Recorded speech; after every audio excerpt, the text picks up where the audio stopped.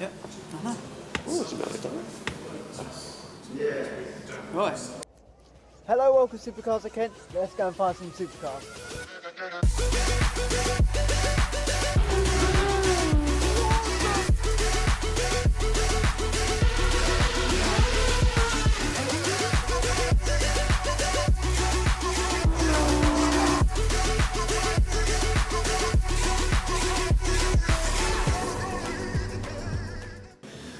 So good morning and welcome to Supercars at Kent.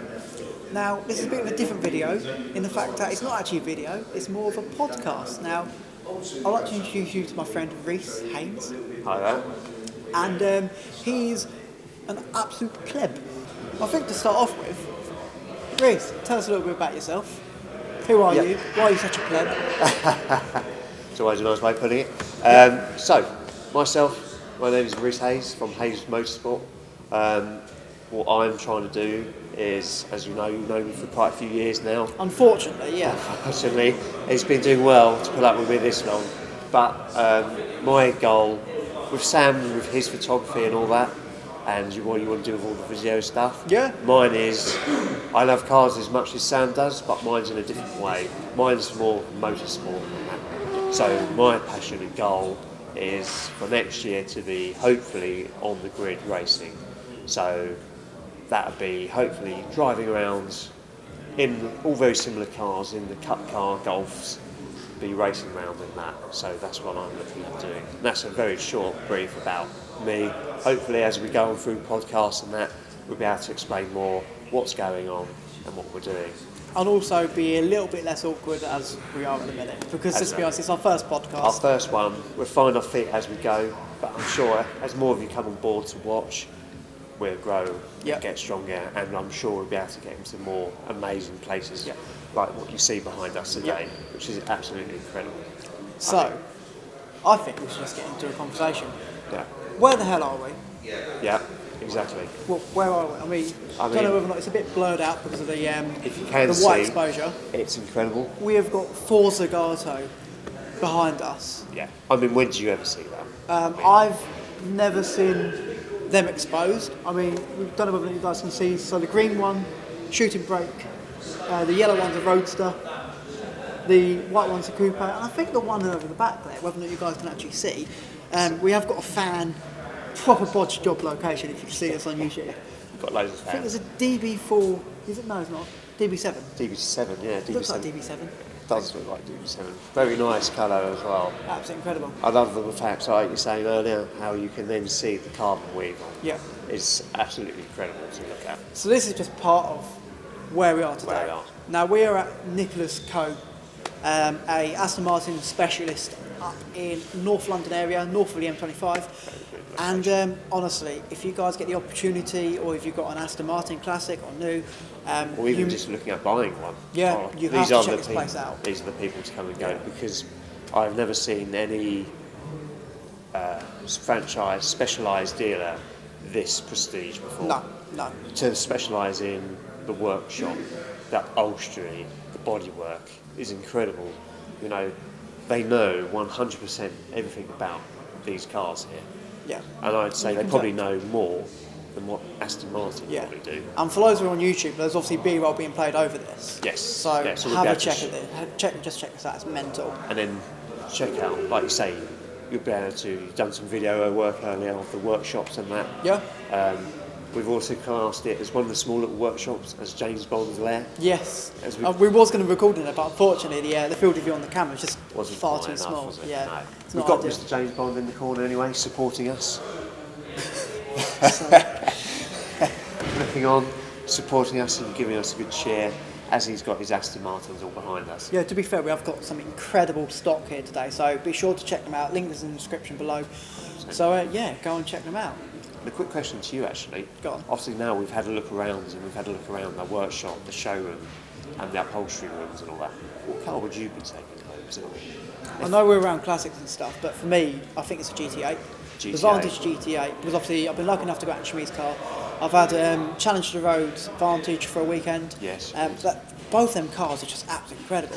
I would have thought me being sort of like a supercar exotic out of everything here, like my favourite cars obviously are exotics. My favourite one here is probably the Vantage, the GT8 Vantage. Yeah, that is a very special car. Yeah. I mean, you imagine getting that on the track or something like that. You have to proper. I mean, what I definitely would do, I would take it to Challenger Road, his mechanic, and basically have the geo done on that, because what he's done to it is absolutely incredible. Oh yeah, when you showed me that car last time, what that was about, nearly over a month ago now. About a month ago. I didn't really post it anywhere, just so that you guys know. So I'll put some photos of it down below. Of that drive. That was a special car. Sounded great as well. And then that blue, it's stunning. Yeah, it's a Lamborghini colour though, isn't it? It is, yeah, I believe so. I think that's what you said last time. Yeah, I think it's blue Nephis or something. I'm not too sure. I'm not too sure on the colour, but it looked stunning and sounded great. Yeah. Getting into it, you could feel how it being set up and the way it been done very tastefully as well. I think everything what Challenger Road has done to that Vantage just improves the car massively. In terms of the geo setup, it definitely you can feel it goes down the road like a proper British brute of a car. But it can go into a corner, it can brake. That's the thing. It's got that style of you think, oh no, is it going to do it? But in the true British way, it just does it. It just you pull in the corner and without hesitation. The car's not going. Ooh, not sure. Well, it's done it. To be brutally honest, I didn't really get to the full limits of the capabilities of the car because, of course, first of all, it's not my car. No. But secondly, it's you have to, for me personally, I have to build up to that car. So I can't just jump straight into it and head into a hedge because I'm not exactly Richard Hammond or anything. Well, exactly that, especially when you're used to your sort of car as well at the moment, your lovely British racing green. What are you trying to say? Your Jaguar, I like to call it MX-5. MX-5. It's an MX-5. It's superb. Superb. Well, the superb bit is a bit of a interesting statement about that. No, it's superb. Superb is in. It almost doesn't want to make the corner. Oh no, it makes the corner though. It makes the corner. Lightweight. You're not used to lightweight stuff because you're used to heavy German crap. Well, what can I say? The GTI gets the job done every time. Yeah, and that's the problem. Wow. It's just too good. At least I can get round the corners. I can get around the corners just as quick as you. Well, we'll find out on the 22nd. Yes, that'll be an interesting podcast. Have to keep tuned on that one. Yeah. But no, have you gone completely off subject? New Lamborghini. Oh, yeah. Retroire? Such a funny name. It's just as bad as Pagani Huayra. What's your thoughts on it? I think it's a bit of a, well, we haven't got much more we can do with it. Let's get a bit of Huracan. Let's get a bit of SVJ in there. Let's combine it a little bit. It's a bit like the new Countach. You look in to get inside of it, and it looks like the other Lamborghinis. You're just negative, aren't you? I'm just saying it as it is. See, I would love to see it because the problem is that seeing these cars. I mean, if you guys look back on the YouTube channel, you would totally understand that. I always hate cars when they first come out. I think I've gotten to the point and matured a little bit, a tiny bit, about I need to see the car in person. So I'm going to try and get on to seeing the car, one of the first cars in the country, and sort of obviously, giving the feedback on here and letting you guys know what it's like. Yeah. No, exactly. I think the only thing that gets me with that car is, I look at it and think, it looks fresh, but at the same time I'm looking, it's just like another, like one of the previous generations. It does, well of course, if you look at the like when you think about it, when Lamborghini used to be out a new car, it always used to be crazy, big wings, loads of angles to it, but this time it's almost gone a bit conservative, even like the gearbox. I mean, it's now got double clutch. Yeah, but the dual clutch, if you hear it, I mean there's a video out, if you hear the dual clutch, of course that's one of the things what obviously people didn't like about the car, but me personally I actually liked it because it was that raw slap, especially gave you that bump in the back. Yeah, you don't drive it in Strada, it's just too slow. But if you drive in something like Corsa, that's what it's designed for. I mean, well, exactly. It's never the car you're going to go and take down to your local co-op and go and get your basket of eggs. It's not a UK car anyways. I mean, I think that car definitely suits the Italian roads. Long swooping bends, and you use the engine as an instrument. I think that's how you drive an Aventador, personally. I think so. But never being out in one is always hard for me to say. but from what I've gathered from... Yes, you're a bit of a mugger, aren't you? You've not been out in much, have you? I haven't been out in much. I've only sort of been out in most of your sort of daily sports cars and bits like that. Anything special like this, not yet. So this is another thing with this podcast as well, which I'm sure we will be introducing me to some of these fine motor vehicles and getting... Unfortunately. And getting... I'll only do that if you stop taking the mick out. Oh, well, I can't. And you can't say stuff like the new way. This is awful. Is a bad car, because we don't know. I've not been out one. We don't know, but I can already probably guess it probably is. It probably could be. Yeah, but going out in a Hurricane. Hurricane, yeah, so you've sort of gone, well, the Gallardo was okay, so I'm going to get the next Mark one. White, Gen 1 is nice. As in, because it's got like proper rawness. I mean, you change gear and you are going to get whacked in the head. It's like concussion in the morning. But that's what I quite like about it. And sort of the engine, like that original V12, V10 engine. Yeah. It's just something about that car. Gen 2 was okay, but I think the Hurricane platform, especially like Performante, that fits the car. It's more Porsche-like in the way it drives rather than... No, exactly. You know, I can see where you're coming from, man. But at the same time, could you not just save yourself some cash and get an R8? No, because I feel different. Oh, I'm not sure. You've not been... I'm just saying what I've seen as... Speaking about, what was that, Porsche? We're playing Guess the Car. I can hear that as the roads come down, you can hear the flat six barbling a bit more. So there are some cars here, it's just not that many. I mean, there's just a bit of B-roll at the minute. Yeah. What cars What cars have come? Yeah, definitely Porsche. GT3. GT3. There's a few GT3s. The problem is, this place has been hosted by Apex, and the problem with Apex, there's just so many Porsches. There's superb vehicles though. I mean, there's not knocking on Porsche. No, of course not. I'm a big fan of Porsche myself as well. I have actually been out in a couple of Porsches. They're just one of those, they're an instrument that just does the job. Yeah, perfectly. superb. Every time. I'm sure if people ever watched any clips on YouTube on drag races or anything like that, that nails it every time. Wherever manufacturers struggle, Porsche just have the right engineers to set their cars up perfectly. I think this is going full circle. I think this is where the new Lambo V12 is where it's at, really. They've got a little, I think it's going to be more of that, like that refined, like Porsche sort of feel to it. Yeah. Because obviously the PDK and sort of like the four-wheel drive, I think it's got sports mode. Because if you think about it... What was that on that? On the new Lambo. So if you think about it, the front wheels are driven by electric only. Yes. They've ditched the four-wheel drive system as a mechanical four-wheel drive system. So they've got a 50-50 split hybrid system with engine at the back, motors at the front, and then obviously the idea of, let's say you're going into a corner and you're going a bit hairy, obviously the front will then start kicking in to pull the front back rails. But if you think about it, there's surely a mode that's got 18 settings on this, I believe there is. 18 new driving settings. So if you think about it, you could just turn the electric front-wheel drive off completely and have rear-wheel drive, so a bit of a hooligan, really. You could really probably give that car some angle, as I would have thought. Yeah, if you really gave it some.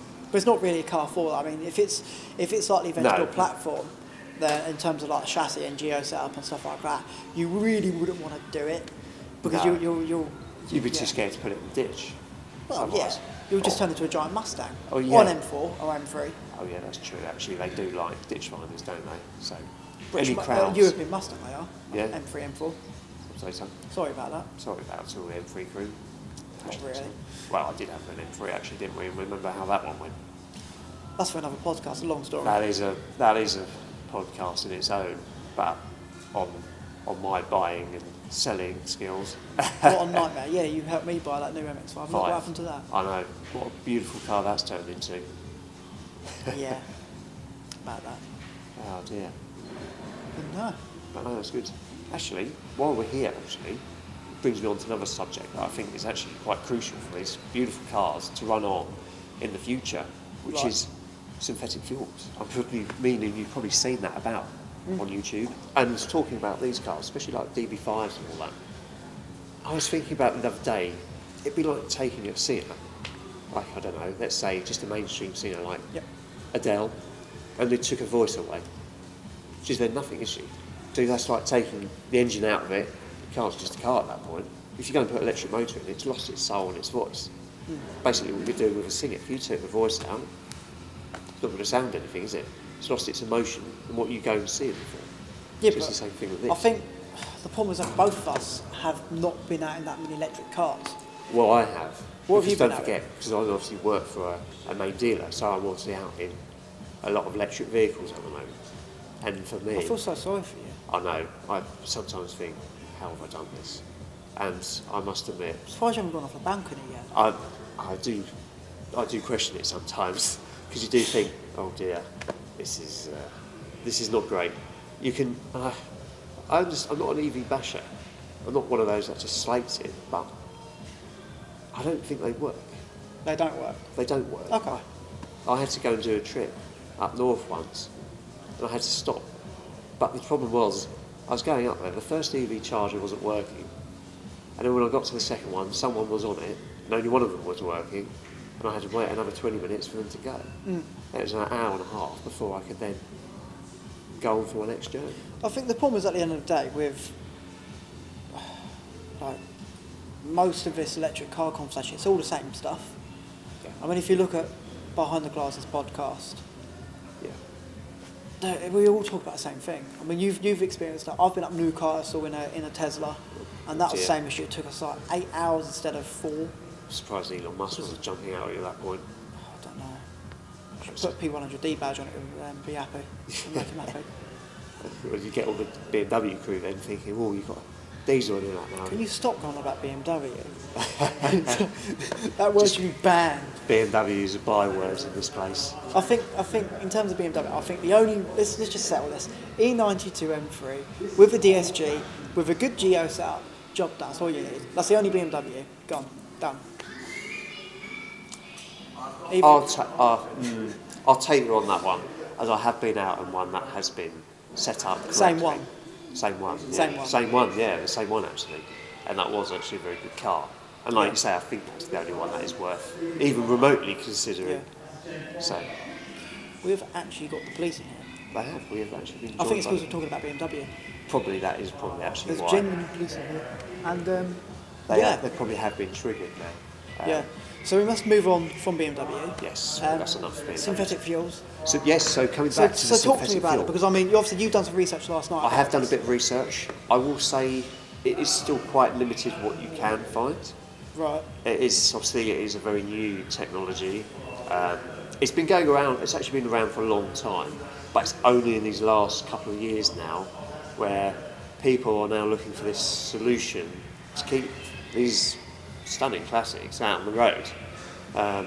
So when I was looking, the EU has, Germany and potentially Italy are looking at lifting the ban of the petrol engines. Interesting. Because the idea is that the ruling is if they can make them run on synthetic fuels, they can then carry on after 2035.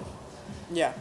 Which means it's good for us all like-minded petrol heads and these beautiful classics, meaning that we can continue to drive these without having to put electric powertrain in them.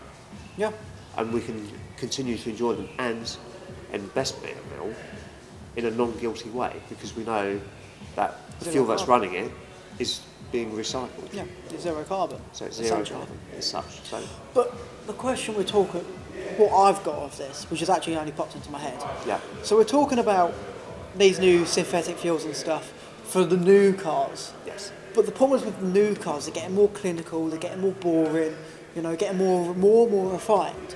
To the point where, is there any point in having a combustion engine car, especially with apart from stuff like the new GR Yaris and that, for example, which is like run-of-the-mill cars? Is there any point in having a combustion engine car due to the new sound emissions and stuff, sort of like stopping that noise from coming out? What's the point, really, if you think about it? So you're talking like a Polo GTI. Yeah. So something like that. I don't see there's any point. No, exactly. How's it going? We're good. We got yeah. So you're talking about Polo GTI, something on those kind of realms, like Fiesta ST, like you sort of use, and then also with them. But I suppose the reason why they've had to do that is because of this new ban coming in 2035 Yeah. to push people out of those sort of cars, because they then go, oh, it's quiet, I might as well get an electric car now. Yeah. But with this revolution of the ban now being lifted, as long as they're hitting the running on e-fuels, Yeah. then they might then revert back to giving you the optional sports exhaust again and all that. Because I think this is the problem. The government's done its usual typical thing of going, this is the one you must go and buy. Diesel. Yeah. Dieselgate and all that. Who got us in this mess? You lot. Us lot, yeah. Unfortunately. But it was pretty good. The dealership what we shall not name. We shall not name, but I worked for that business that got in the headlines. But they weren't the only ones, let's just say. BMW. Oh wait, policeman might turn up. They're still here. They're still here, so we've got to be careful when we mention that word. So that's why they're here now, because it's been mentioned too many times. It's funny how the police were actually here. I know, they were genuinely here as well. They probably just come to see some cars. They probably heard those BMW around and they needed to escort it offside. I don't think there is one, is there? I haven't seen one. Actually, no, I don't think there is. No, there's a Golf R over there, but... Right. Anyway. Everyone loves Golf R. I don't like a Golf R. You don't like a Golf R because it drives too well. So, yeah, the problem is I drove a Golf GDD. Don't care about the R because the base is the same. When you're driving normally, you could be in any like Volkswagen brand, car. Yeah. I've nearly fell asleep. Like during the day, it made me so bored. I've nearly fell asleep at the wheel. That's because of your driving, though, isn't it? Yeah. That's because of your terrible driving. It's not much terrible driving. Well, it must be. That's why you're falling asleep. It's so surprising. I say nearly falling asleep. Basically, like I got so bored that basically I just kind of shut off. You were so bored because the car was so good that you couldn't keep up with it. But this is where autonomous cars come in, really. Think about it. Like the Tesla autonomous driving and all that. But not electric hybrid. No. Hybrid. I think hybrid's got to be the way forward. I mean, this is the reason why Moses is manufactured. What you think it looked like the new Lamborghini that was just talking about. Exactly. But obviously that car's designed to actually...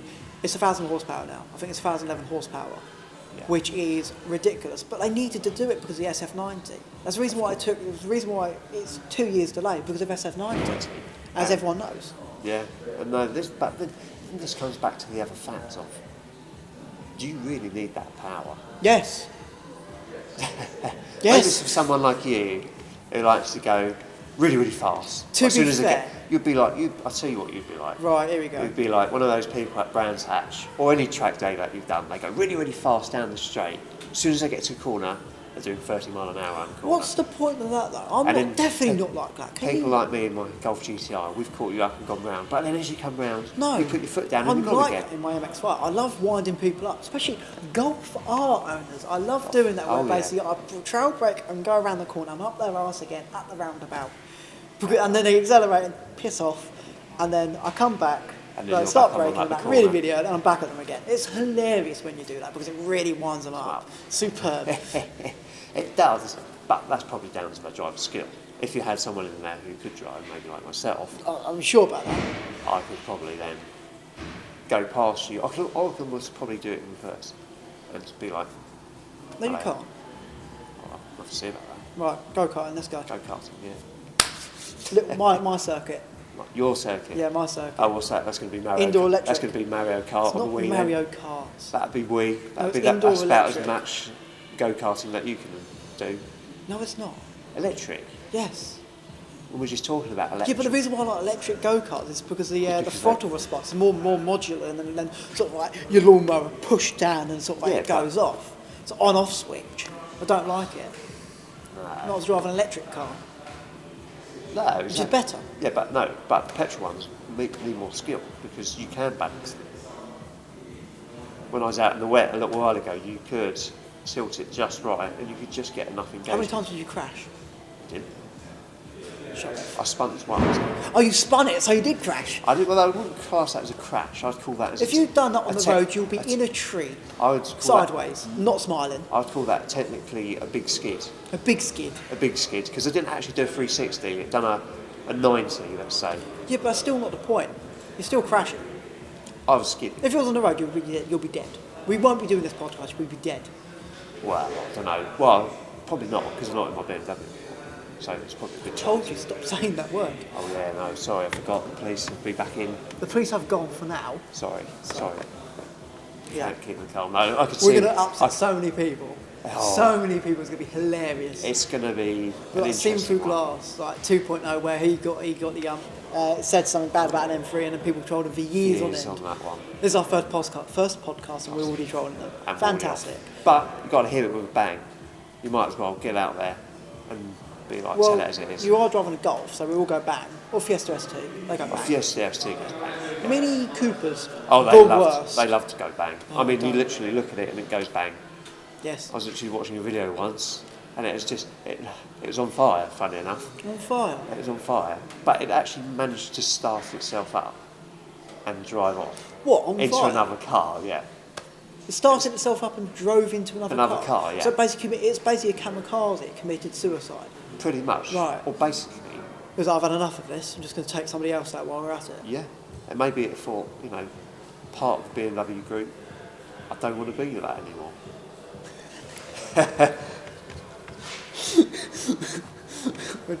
No. What about Rolls Royce? Rolls Royce. As we're in a luxurious. As we are in a prestige place, there are no Rolls. Surely, I mean, I don't really know of anyone with a Rolls Royce where it's actually gone wrong on. But I could be wrong because I know some people with them, but I don't know a lot of people with them. I mean, I know people with GT3s. I mean, yeah, we are, like you say, I don't know anyone with an Aston. But An Aston? A Rolls Royce. Aston? I suppose you could You mistake dare. it. I presume You you could dare. mistake it as... Max! We've got Max here. There they are. I think we Give need them to... away. Come on, Will. do you want to explain to everyone what meet we got going on? So we're going to be joined here by Will. If you guys want to come on YouTube, Who is part of the this is Will. He is one of the Apex Masters. hosts. One of the masters. Come and sit here. We haven't See, look, chairs for you. this is how many fans. This is how many fans we've got. We've got the one. We've only at seen the you moment. crushing that in a minute. Huh? We've only seen you crushing that in a minute because of the camera angle. There we go. There we are. Like that. Can we actually see you? No idea. Here's a question. How do you guys manage to organise an event like this? Well, reach out on social media to them, ask. We've got 800 members, all high net worth clientele. Yeah. Some got classical cars, customers. Come down and host events, put breakfast on. Some might buy it, some might in the future sell their cars with them. Yep. And just create a partnership. They come to our events like Moatlands, have a display there. Yep. And that's the thing, making this big networking makes it so much easier to get out there and do these amazing events at these locations. Yeah. And getting to meet some of the people that come with it as well. Because some of the stories and what you get to go and do is incredible. Exactly. I mean, obviously you guys do tours now as well, so that's a massive, It's a lot of work to endure. Got to deal with some guy called Sam Copley as our media guy. Oh, Big God. pain. God, terrible. Yeah. And he drives that weird convertible thing. It always breaks down. Always breaks down. Breakdown. Last Wales tour? Wales tour? Exhaust fell off. Oh, the exhaust fell off, yeah. Oh, sounds standard. Yeah. Yeah. Yeah, it did completely fall off, didn't Yeah, it? it was loud. Well, that was the previous car. I got a new, better one now. Oh, well, I don't know about that. You've got a van for the Wales tour this year. Oh, Is it a caddy van? Ford Transit, mate. Enterprise's finest. Oh, there we go. There you 4GT, yeah? To be They fair. put it in 4GT. Yeah. To be fair, that would probably be better off for you because at least you won't know. Just don't roll won't it. fall apart. Black Mountain I'm not. Pass. Oh, The yeah. Black Mountains all, just to let everyone know, Black Mountains now have average speed. Yeah, but Did if you know buy that? this thing called duct tape, just put it over your back plate, then Just The say, police are here and you're on about duct taping back number plates. didn't see them. so I've Didn't said, hear from yeah, exactly. It just sort of slipped out that one. It happens though, doesn't it? You're going along the road, that bit of tape just spins up and just lands on your number You plate. forget you had a track day, you have to take it off. Exactly. When is the Wales tour? Is there still spaces? One space left, but One space that left. will be sold in the next day or two. Right, okay, fair We've enough. got Scotland launch next year. Where, how many people have got allocated for We've that? got 4 sold, so 8 spaces left. 8 spaces. Spaces. Sounds good. North Coast Perfect. 500, start in Edinburgh, go up to Inverness, Nice. down to Is it Glasgow. basically the same route as last year? Similar, yeah. A few changes, but good route. Then we've got Alps next year as well in the summer. Very nice. That's one. That's crazy. I'm looking forward to That that. is planned. Right, there is one, obviously we know. Every tour I've done Wales, I've done Scotland with you guys, but I've never had any chicken nuggets. What the fuck's going on? Well, you can't get Michelin star chicken nuggets, can you? Yes, you can. I'm Michelin star meals. This guy asked for chicken nuggets and chips. We Just signed be like- a contract, no, the trouble and there is must be when- chicken nuggets. The thing is, when you go away though, you're like, oh, can I please see the kids menu, please? Yes. Yeah. You go to Mandy's restaurant, like a 5-course tasting menu. Do you have any chicken? Chicken nuggets. Exactly. What's wrong with that? It's chicken. Everyone loves Sorry, chicken. you've got a lovely premiere in for 4 nights for Wales.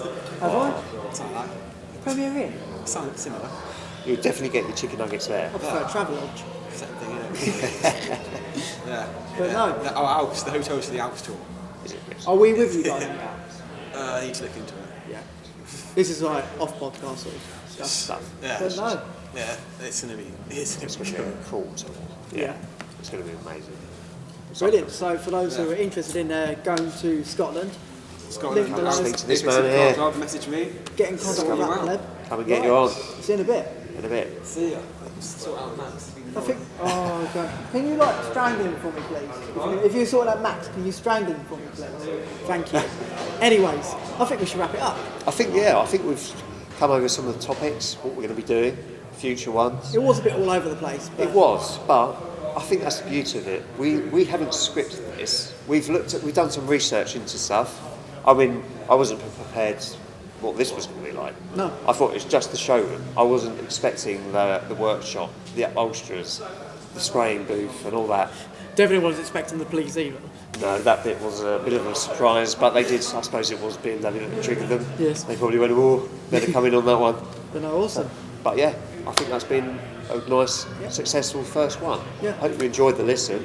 Be sure to subscribe, Subscribe, like, share it, do all the usual social stuff and we will be at a bloody rolling car meet at the next one. next time. But maybe if people like this as well, maybe we'll try and find locations like this as well. I think so. VVS. Maybe VVS, and I'm sure maybe these guys might even be able to host us back again at some point.